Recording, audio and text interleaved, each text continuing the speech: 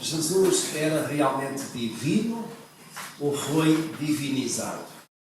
Isto é, Jesus era Deus ou era um homem que de algum modo recebeu da parte de Deus uma unção especial e que o tornou um pouco divino? Isto é, quase divino. Não era bem Deus, mas era quase Deus. O slide seguinte, de certo modo, mostra essa ideia que alguns têm, que é ali bem no centro, e se aqueles dois círculos concêntricos representarem a pessoa de Jesus, então no exterior aquilo que estava diante de todos era o Jesus homem, era um homem em todos os aspectos, o seu próprio crescimento, como aconteceu, mas lá bem no centro, então Jesus era quase Deus. Isto é, na perspectiva que alguns têm, Jesus na verdade não era 100% Deus, era quase Deus. Será que é isso? Será que aquilo que a Escritura nos apresenta é um Jesus que é quase Deus? Isto é, que foi divinizado, mas que não era Deus a 100%, não era Deus completamente?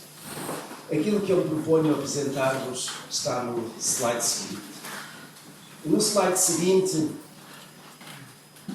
eu gosto de esquemas, já deu conta disso, porque nos ajudam a visualizar, temos esta perspectiva. Notem bem o círculo que está lá bem no meio.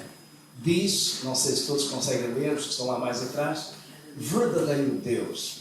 Se nós quiséssemos, podemos colocar ali 100% Deus. Isto é, nós olhamos para a Escritura e não vemos um quase Deus em Jesus. Olhamos para a Escritura e não vemos um homem que foi divinizado, que de algum modo se tornou quase Deus, que foi da parte de Deus alguém que recebeu uma unção especial que o tornou um homem todo especial. Não, Jesus era verdadeiramente Deus. E aquilo que eu proponho apresentar-vos, meus queridos irmãos, é um conjunto de passagens, porque aquilo que tem que ser a nossa base de afirmação, de crença, é o que está na Sagrada Escritura. E nós encontramos isso maioritariamente no Novo Testamento. Há um versículo ou outro no Antigo Testamento que, de certo modo, fez o caminho, iniciou o caminho para o próprio Jesus como Deus. E reparem, em cima nós temos um aspecto desta divindade absoluta de Jesus, que é a sua pré-existência. Do lado direito tem a natureza divina, de tal modo que nós podemos dizer que Jesus era consubstancial ao Pai, isto é, tinha a mesma substância, a mesma natureza divina, ou seja, tanto era Deus, Deus Pai, como é Deus, Deus Filho, e o Espírito Santo, claro, também. Um pouquinho mais abaixo tem o reconhecimento. Alguns reconheceram Jesus como sendo verdadeiramente Deus. Mas tem algumas palavras de autoafirmação de Jesus, em que Jesus se afirmou ser Deus igual ao Pai. Tem um outro aspecto que é fundamental e que, de facto, alguns apontaram que era a questão do perdão de pecados. Jesus perdoou pecados e essa era uma característica que somente Deus poderia fazer. Depois temos aquilo de que Jesus foi acusado, não aquilo que está ali, mas é blasfémia. Portanto, corrijam-se, faz favor. Blasfémia. Jesus foi acusado de blasfémia, porque Jesus se apresentou como Deus. E depois tem um aspecto importante, que é a subordinação ao Pai. Jesus subordinou-se. Jesus colocou-se nas mãos do Pai para que a sua vontade fosse feita. Vamos ver então o que a Bíblia nos diz sobre cada um destes aspectos. E eles vão aparecer ali. Considerando a pré-existência, Jesus era pré-existente. Isto é, aconteceu a encarnação de Jesus, mas Jesus, enquanto Deus, já existia antes dele ter encarnado. E em João, capítulo 1, verso 1, diz-nos: no princípio era o Verbo. No princípio de todas as coisas era o Verbo. E o Verbo estava com Deus. E o Verbo era Deus. Então Jesus era o Verbo. O Verbo que se fez carne e que habitou entre nós. Mas Jesus, na sua pré-existência, isto é, antes de Jesus ter aparecido no nosso meio, ele já existia, estava com Deus e ele mesmo era Deus. Nós sabemos que alguns traduzem erradamente e distorcidamente este versículo, dizendo que no princípio era o Verbo, e o Verbo estava com o Deus com letra minúscula, e o Verbo era um Deus com letra minúscula, quase que apontando então que Jesus é um Deus de nós. Quem faz isto são as chamadas testemunhas de Jeová, que traduziram, distorcendo a palavra de Deus. Mas Jesus era de facto Deus igual ao Pai, pré-existindo com o Pai. Em João capítulo 8, verso 58, Jesus disse-lhes, quando esteve numa confrontação com os discípulos, com alguns fariseus, com alguns outros, acerca de Abraão, e Jesus diz, em verdade vos digo que antes que Abraão existisse, eu sou. E é notório que, sobretudo no Evangelho de João, ele apresenta alguns aspectos do eu sou. Há a mesma semelhança daquilo que Deus, quando falou com Moisés e deu indicação a Moisés para ir ter com Faraó e reclamar a saída do povo, Moisés perguntou, e quem direi que me enviou? E Deus respondeu, o eu sou me enviou a vós. E este eu sou significa o quê? Aquele que existe por si mesmo, que ninguém o fez, que tem, digamos, esta autoridade própria. Quando Jesus veio, ele usou exatamente esta expressão, eu sou, e mencionou várias coisas. Eu sou o pão da vida, que desceu dos céus. Eu sou o bom pastor, que dá a vida pelas ovelhas. Eu sou a videira verdadeira. Eu sou a água da vida. Eu sou a ressurreição e a vida. Eu sou. Isto é uma afirmação da sua própria natureza, mas neste caso apontando para antes que Abraão existisse. E Abraão era a referência, é o início dos judeus, o início do povo hebreu. Então, antes que Abraão existisse, já Jesus era, mostrando a sua pré-existência em relação à humanidade e particularmente em relação ao povo hebreu. Em João capítulo 16, verso 28 diz, saí do Pai e vim ao mundo. Outra vez deixo o mundo e vou para o Pai. Saí do Pai de junto dele. Ele que estava com o Pai, que estava com Deus, veio a este mundo e iria, depois de cumprir a sua missão, voltar para junto do Pai.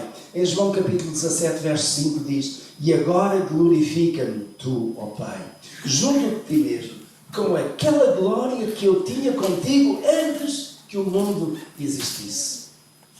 Nesse momento, ou nesse tempo, antes que Deus, o Deus triuno, formasse todas as coisas, ele já existia. Aliás, é interessante, os irmãos lembrar-se-ão exatamente como começa a Sagrada Escritura no livro de Gênesis, capítulo 1, verso 1, diz, no princípio criou Deus os céus e a terra.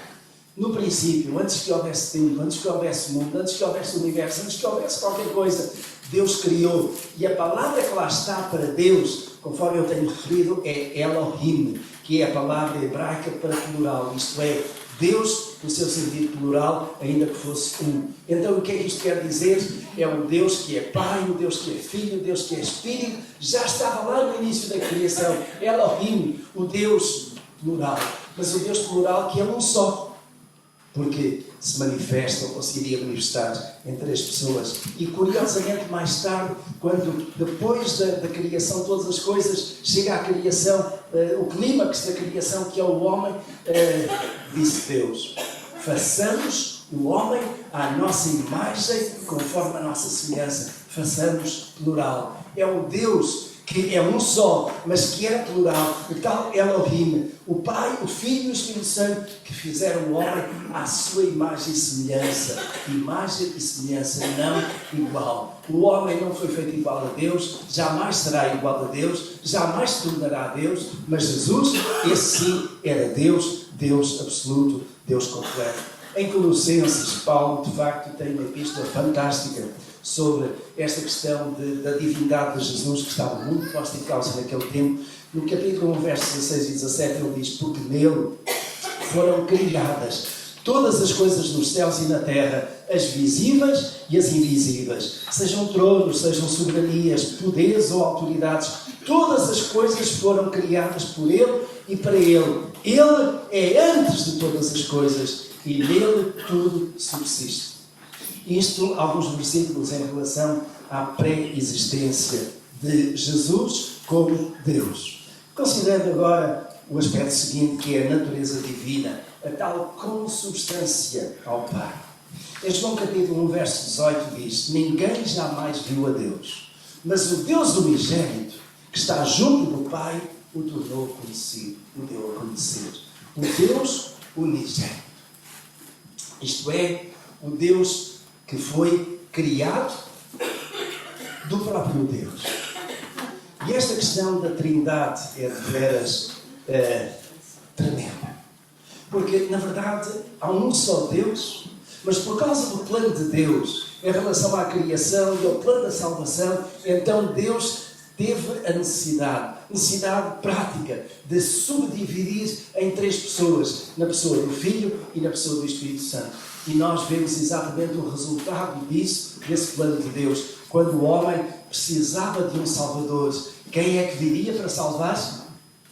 A segunda pessoa da Trindade, o Senhor Jesus, viria e veio como Salvador. E depois que Jesus subiu aos céus, quem é que ficou para inspirar a Igreja, para fortalecer a Igreja? A terceira pessoa da Trindade, o Espírito Santo. Os 3 são um Deus, o tal Elohim, mas este Deus que tem, formas diferentes de se apresentar e de se ligar connosco.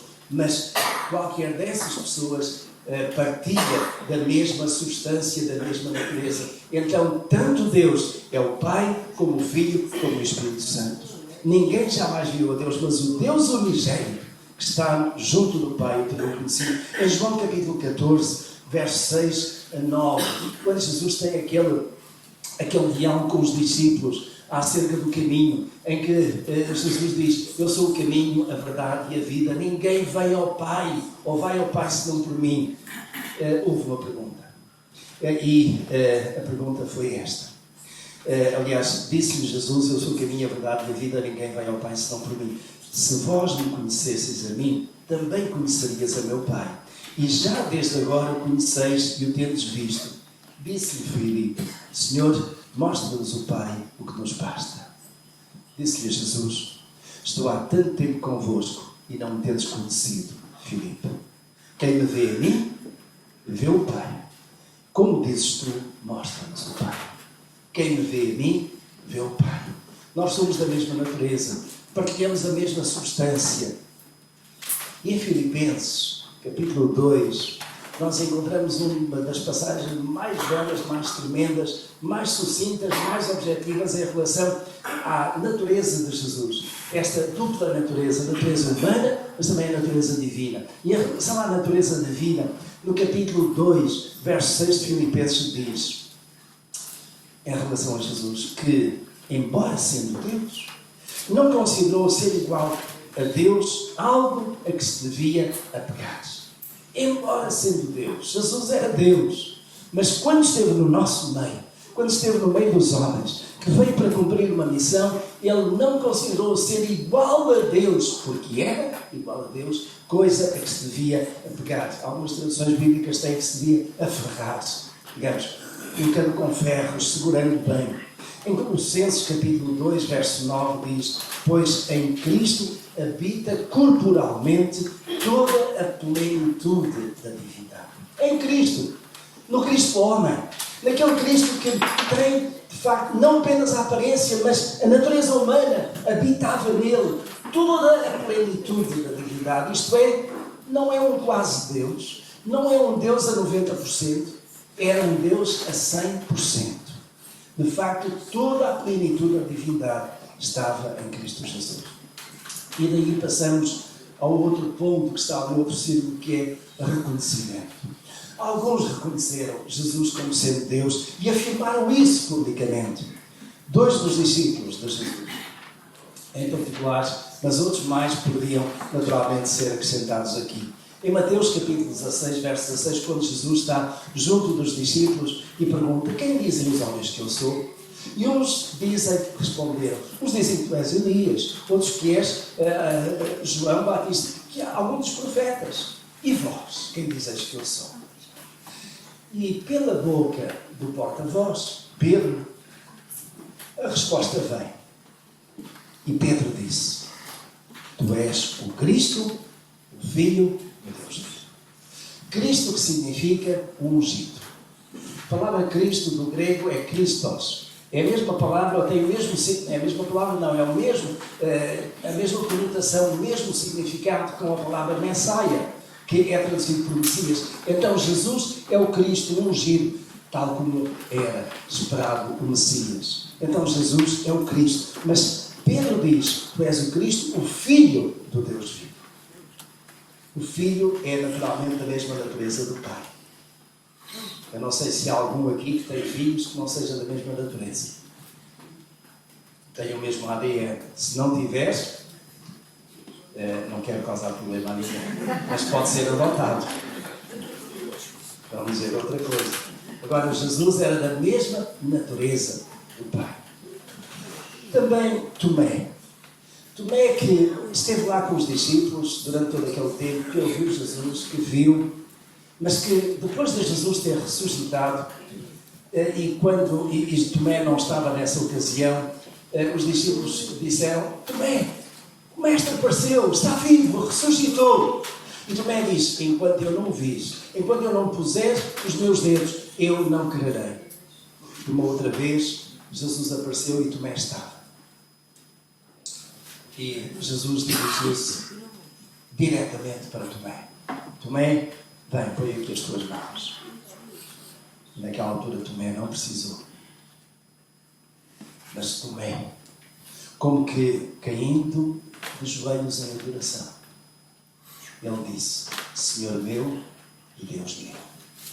Foi o reconhecimento que Jesus não era apenas Senhor, não era apenas Mestre, era também Deus. Porque somente Deus estava ali. Somente Jesus era verdadeiramente Deus. Algumas passagens de reconhecimento. Vamos passar a outro círculo que é de autoafirmação. Isto é aquilo que Jesus afirmou acerca de si mesmo no que respeita à sua divindade. Em João capítulo 5, versos 17 e 18, diz assim: disse-lhe Jesus: meu Pai trabalha até hoje, ou até agora, e eu também estou trabalhando. Por essa razão, os judeus mais ainda queriam matá-lo, pois não somente estava violando o sábado, mas também estava dizendo que Deus era o seu próprio Pai, igualando-se a Deus. Meu Pai trabalha, e eu também trabalho. E o Pai de Jesus quem era? Deus. Maria levou algum tempo a compreender isso, mas depois entendeu. Quando de facto Jesus diz: não importa que eu faça as obras, meu Pai está nos céus. Em João capítulo 5, versos 22 e 23 diz: além disso, o Pai a ninguém julga, mas confiou todo o julgamento ao Filho, para que todos honrem o Filho, como honram o Pai. Aquele que não honra o Filho, também não honra o Pai que o enviou. Então, o nosso Deus Pai é digno de honra, mas do mesmo modo, com a mesma intensidade, com o mesmo valor, com a mesma dedicação, devemos honrar também a Jesus como sendo o Filho. Em Mateus capítulo 28, verso 19, naquilo que é conhecido como a grande comissão, quando Jesus disse aos seus discípulos que eles deveriam ir de todo o mundo e fazer discípulos de todas as nações, e esses discípulos de todas as nações seriam batizados em nome do Pai, ponto final. Não, em nome do Pai e do Filho e do Espírito Santo.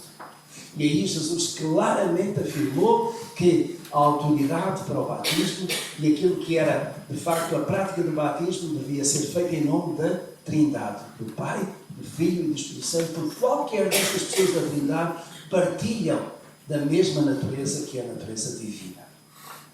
Mas nós passemos a outro aspecto do círculo, que é a questão do perdão de pecados. E os judeus conheciam da Escritura, particularmente de Isaías, capítulo 43, verso 25, que somente Deus é capaz de perdoar pecados. Somente Deus tem autoridade para perdoar pecados. E lá em Isaías, ele escreveu aquilo que Deus lhe ditou, que lhe disse em alguns aspectos, e neste caso diz assim: eu mesmo sou o que apago as tuas transgressões por amor de mim e dos teus pecados não me lembro. Quem apaga pecados é Deus. Quem perdoa pecados é Deus. E, meus irmãos, os judeus naturalmente foram crescendo, foram passando esta palavra de geração em geração, e por isso mesmo, quando chegam aos dias de Jesus, esta questão está presente. A consciência que, de facto, somente Deus é que pode perdoar pecados. Mas eis que Jesus está, numa determinada altura, numa casa. Uma casa que está cheia de pessoas, digamos, tanto dentro como por fora. Em que era difícil chegar lá. Mas em que 4 homens tiveram a coragem de pegar num amigo seu, que era paralítico, e de procurar levá-lo junto de Jesus. Como não conseguiram passar a porta, subiram ao telhado e, de certo modo, fizeram com que aquela cama onde estava Jesus, onde estava o paralítico, pudesse descer junto de Jesus. E uma das coisas que Jesus diz àquele homem é: perdoados estão os teus pecados. E houve logo uma grande murmuração entre os que estavam ali, dizendo: quem pode perdoar pecados senão Deus? E Jesus ousou dizer: os teus pecados estão perdoados. E por isso mesmo continua o texto em que Jesus a seguir diz: o que é mais fácil? Dizer: perdoados são os teus pecados, ou dizer isto: homem, levanta-te e anda. Toma a tua cama, toma o teu leito e anda. E naquele mesmo instante, diz a Escritura, que aquele homem paralítico se levantou e caminhou. E a boca daqueles que apontaram o dedo a Jesus ficou calada. Mas lá dentro a revolta estava a crescer. Lá dentro, de facto, aquilo que era o ódio por Jesus e o desejo de acabar com a sua voz estava a crescer. E nós aí passamos ao outro círculo, que é da blasfémia. E a blasfémia é dizer uma heresia. E Jesus foi acusado disso. Em João capítulo 19, verso 7 diz: responderam os judeus: nós temos uma lei, e segundo a nossa lei deve morrer, porque ele se fez filho de Deus. Isto, meus irmãos, quando Jesus estava naquele momento diante de Pilatos, estava a ser julgado, e Jesus afirmava-se de facto como Deus. Isso foi considerado blasfémia, porque se fez filho de Deus. Em Mateus capítulo 26, versículos 63 a 66, eu tenho aqui o texto, é um pouco mais claro ou mais fortalecedor desta mesma ideia, e diz assim: mas Jesus permaneceu em silêncio.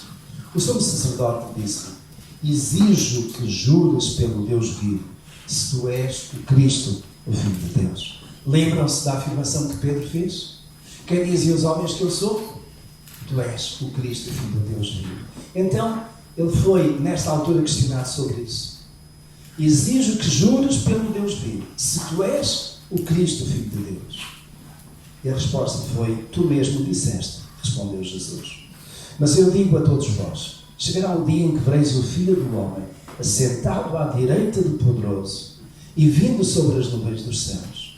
Foi quando o sumo sacerdote rasgou as próprias vestes e disse: blasfemou! Para que precisamos de mais testemunho? Eis que agora acabais de ouvir a sua blasfémia. Que vos parece? Responderam eles: é réu de morte. E por isso mesmo Jesus foi sentenciado à morte. Sentenciado por quem? Pelos seus. E pelos seus, mais propriamente quem? Os sumos sacerdotes, aqueles que tinham maior autoridade, que tinham maior responsabilidade, que deviam saber exatamente que aquele era efetivamente o Messias de que esperavam. Ainda hoje, infelizmente, muitos judeus aguardam o Messias. E, no entanto, ele já veio. Porque recusaram-se a olhar para Jesus como sendo esse Messias prometido. Um Messias especial, um Messias todo diferente. Mas era o próprio Deus que se fez carne e que veio até nós. Então, meus irmãos, há um aspecto importante aqui, que às vezes alguns usam distorcendo aquilo que é verdadeiramente este aspecto da questão da total e verdadeira e 100% veracidade da divindade de Jesus. É o caso da sua subordinação ao Pai. Jesus, e é bom não esquecer, era 100% Deus, mas também ele era 100% homem e veio com uma missão. E nessa missão ele ficou subordinado ao Pai. Em João capítulo 8, verso 28, eu creio que há um versículo aí que está trocado, mas em João 8, 28 diz assim: então Jesus disse: quando vocês levantarem o Filho do Homem, saberão que eu sou, e que nada faço de mim mesmo, mas falo exatamente o que o Pai me ensinou. Jesus disse: eu falo exatamente aquilo que o Pai me ensinou, numa subordinação àquilo que era a palavra a ser transmitida, porque era a palavra de Deus. Em João capítulo 14, verso 28 diz: ouvistes o que eu vos disse, vou e venho para vós. Se me amasseis, certamente exultarias, porque eu disse: vou para o Pai, porque o meu Pai é maior do que eu. E este é talvez um dos versículos mais polémicos, ou que permite uma grande polémica. Então Jesus disse: o Pai é maior que eu. Em que sentido é que Jesus diz que o Pai é maior do que eu? Jesus estava, digamos, nesta sua condição humana. O Pai era maior que ele, não por causa de ter uma natureza maior, superior, mas porque era Pai. Porque o Pai, de um modo geral, nós entendemos assim, o Pai é maior, ou vem primeiro do que o Filho. E naquele momento em que Jesus está, digamos, a entrar mais naquilo que é a sua caminhada final para cumprimento da missão, é mais a humanidade de Jesus que ressalta. E neste sentido, então, é mais o Jesus humano que está a aflorar e a dizer: o Pai é maior do que eu. No capítulo 26 de Mateus 26, 39, ele diz exatamente isto. Jesus estava no Monte das Oliveiras. Estava a orar. A orar porque dentro de minutos ele iria ser traído por um dos seus, Judas. E Jesus ora em grande agonia, em grande sofrimento. E ele diz assim, ou diz assim a Escritura, indo um pouco mais adiante, prostrou-se com o rosto em terra e orou: meu Pai, se for possível, afasta de mim este cálice. Contudo, não seja como eu quero, mas como tu queres. Afasta de mim este cálice. Contudo, não se faça a minha vontade, mas a tua. Jesus submete a sua vontade à vontade do Pai. E é neste sentido que chamamos ali de subordinação ao Pai. Ele, na verdade, era da mesma natureza do Pai. Eu e o Pai somos um, disse Jesus. Aquilo que eram as características divinas do Pai estavam em Jesus. Mas quando Jesus encarnou, ele deixou de se agarrar a algumas dessas características. Eu não tenho tempo para mais, os irmãos entendem. Procurei condensar muito aquilo que daria para muitas horas aqui, mas que deixo convosco para analisarem, para estudarem em casa melhor. Mas aquilo que é importante considerar é isto, é que Jesus, somente num determinado momento, é que a natureza, digamos, o Pai deixou de estar com o Filho. Os irmãos recordam-se quando Jesus está na cruz do Calvário, que nessa altura ele suportou o vosso pecado e o meu. O nosso pecado, mesmo estando aqui a 2000 anos de distância, foi carregado sobre Jesus.